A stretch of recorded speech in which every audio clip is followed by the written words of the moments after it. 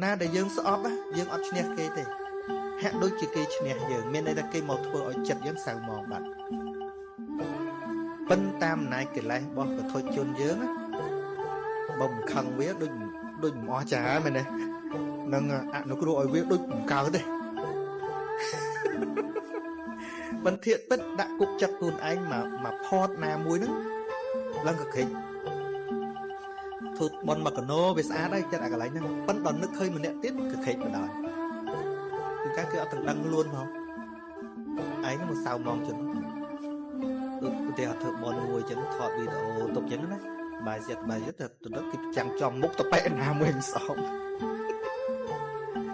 ចិត្តហ្នឹងកោរោគភ្លាមតោសៈភ្លាមបដិខៈភ្លាមឃើញទេអញ្ចឹងតួចិត្តដែលមានសេរីភាពពិតប្រាកដគឺចិត្តដែលជ្រះអកុសលហើយគណៈណាដែលចិត្តមានអកុសលត្រូវដឹងថាគណៈហ្នឹងចិត្តអាពាតជំងឺចិត្ត